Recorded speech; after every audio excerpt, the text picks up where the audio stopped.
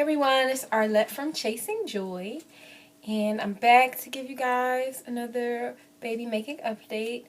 Let me start by saying today is Friday, January 29th, 2016.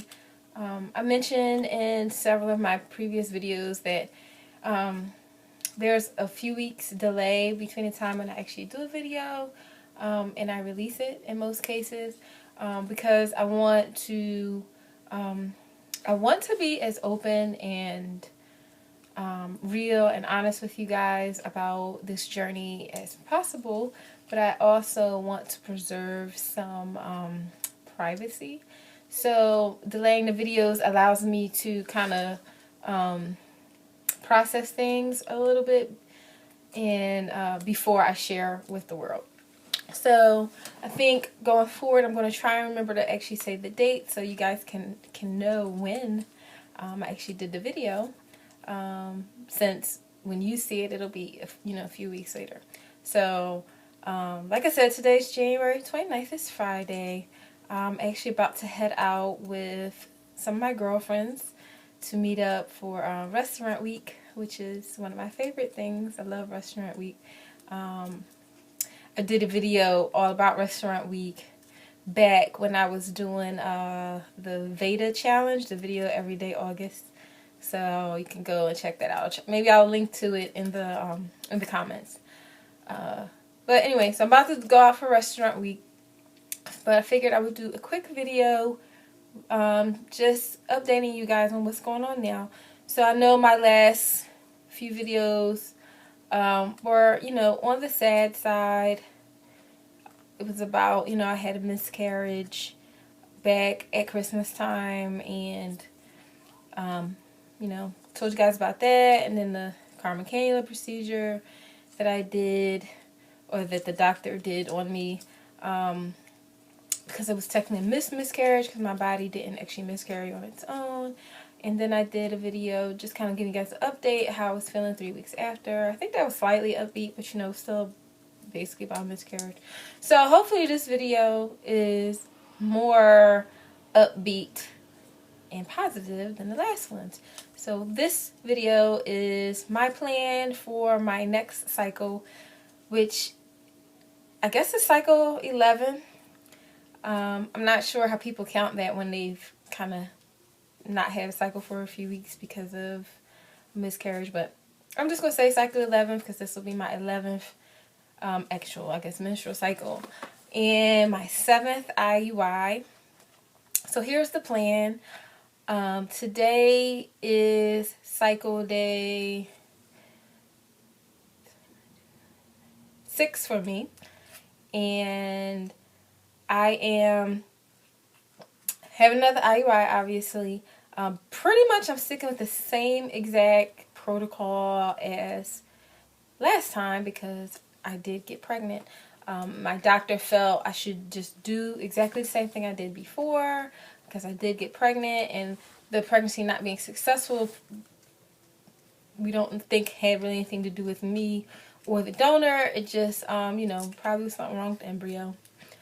So same exact plan. I have the same donor. I'm not switching because this was a new donor. That was only my second time using that donor, and I got pregnant, so the doctor said definitely keep him. And I'm doing Clomid. I remembered to get one of the pills to show you guys. Ignore my lack of a manicure for right now. You can see what it looks like. It's just a little tablet. I get the generic when I pick it up. It's called clomiphene citrate, and I do 50 milligrams, which from what I saw online is the most common dosage. I think that's where they start most people and then move up. We know from the past where I did a couple monitored cycles that I do respond to the Clomid, and it does not affect my lining negatively. So I'm not going to do monitoring this time. I opted out of monitoring the last time because the last time I had monitoring, they still end up missing the window for when I would do the Ovidrel shot to control when I ovulate, because like my follicles. They kept saying, oh, let them get a little bigger, let them get a little bigger. And then next thing you know, oh, you're ovulating on your own already. So that just like really pissed me off because I'm paying all that money to be able to really zero in on the window and it still didn't work. So I felt like it was less stressful for me to just do the OPKs because it's cheaper without doing the monitoring. Plus, I don't have to take all those days off from work. I pretty much only have to take the day off from work of the IUI if that's on a work day. As opposed to the monitoring, I was having to go in every other morning. And that's stressful because I really don't want to, you know, tell my boss exactly what's going on. I would like to keep some of that private. You know, I just kind of let them know, like, I have, you know, some female things going on. I'm going to a doctor a lot. And I offered to bring a note, which he's turned down, I think, a couple times when I've volunteered it. But, you know, that's stressful going in every morning for monitoring. So I'm not doing the monitoring. So I'm going to do OPKs. I'll probably start doing the OPKs tomorrow, which is only day 7 for me. But I have once ovulated on day 8. And it was way too early to proceed with the cycle. But it's best that I start doing the OPK so I can know what's going on, especially with this being my first cycle since the miscarriage. So, you know, I did get my period. It was actually only a couple days later than it would normally have been if I counted the date that I had the procedure as like the start of a period. So if I considered that like the start of a period, even though it wasn't, you know, it was I think 30 days later, which normally my periods were pretty, very, very regular, coming like pretty much every 4 weeks. So this was like instead of 28 days, it was like 30 days or 31 days, which was good.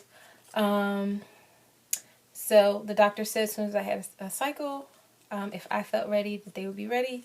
So I'm going to proceed. So same donor, doing an IUI again, and I'm doing OPKs, and I'm doing 50 milligrams of Clomid. So that's the protocol. Other things, nothing too interesting. I take a prenatal. I take a petite pill because I had a hard time swallowing the bigger ones. I'll try to show you guys what that bottle looks like maybe in another video if I remember. And I also take vitamin D because when I first started the TTC process, the initial test showed I was deficient. So I take that. The only thing I added this time was the CoQ10 because I did look up ways to improve egg quality, and that was one of the ways. And the other was the DHEA. I think that's what it's called. And I talked to the doctor about both. She advised me not to do the DHEA because that typically helps women who have low ovarian reserve. And I do not have that. And with me not having that, she said if I did take that vitamin, that it could actually do more harm than good. And I don't want to do any harm, obviously. So I'm not doing that one. So the CoQ10, the prenatal that has the folic acid in it, and the vitamin D are pretty much all the pills I take. Well, all the vitamins I take. And I'm still doing the Synthroid. They've been playing around with that a little bit. Now they discovered my thyroid was too low, or yeah, the number was too low. So they want me to cut back a little bit. So I'm like skipping 1 day per week, which is kind of weird. So hopefully, you know, that's okay. And I'm still doing that metformin. Still been trying to, you know, I need to lose some weight. Still been working on that. It's such a challenge, especially after going through something so emotional like the miscarriage. I definitely did some emotional eating, but been trying to get back on track since then. Been walking more for exercise lately, especially because we were snowed in here in Philly, so hadn't been to the gym, but I did do treadmill pretty much every day for a little bit. If you follow me on Instagram, you probably saw me post a photo about that. And other things I'm going to work on is trying to not be stressed, which is easier said than done, and try to get more sleep and try to drink more water. So that's the plan for IUI number 7. Oh, sorry. The other big thing, I'm trying to remain very positive and optimistic. I felt very positive and optimistic. I think when I did the video 3 weeks post my miscarriage. But honestly, when my period started a few days ago, I felt so much anxiety. I didn't even sleep that night. And I think it's because it's like, okay, I'm actually really trying again after that and feeling just all kinds of, you know, hope it doesn't happen again. What if it doesn't work at all? Like, I'm back to doing this. I was so happy to be pregnant. Obviously because I was happy to be pregnant, but also because I would be done with this TTC process, you know, at least for now, unless I decide to have another kid. But I would be done with it. There'd be no more money being spent on that, you know, so it just felt like such a huge burden. And now here the burden is back on me. So I did feel a lot of anxiety when I got my period. So I've been trying to just not think about that too much and just to really focus on the positive and be optimistic. Yeah. So that's the plan. And I really appreciate everyone who left me, you know, comments during, you know, the difficult time of a miscarriage, the kind words, the prayers, the private messages. I really appreciate all that, and it really means a lot to me that you guys are following me in this journey. And I know you all will be as excited as I'll be when, you know, I get pregnant again and when it's successful. So basically that's it for now. Thanks for watching. If you like the video, you know, obviously do the thumbs up thing. Leave a comment if you have anything that you want to say. If you use Clomid. Oh, I guess I should quickly say I have used Clomid, I think 3 times before. And I haven't had too many bad side effects. The main one is I do tend to get hot. I don't know if I want to call it a hot flash, but I feel like my body temperature is warmer than usual.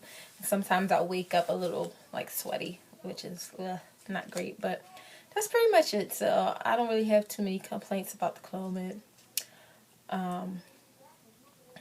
But anyway, thanks for watching. Leave me a comment or questions if you have them. Thumbs up, and if you're new to my videos, subscribe, and feel free to check out any old ones to get caught up on what's occurred in the past. So thanks for watching, guys. Bye.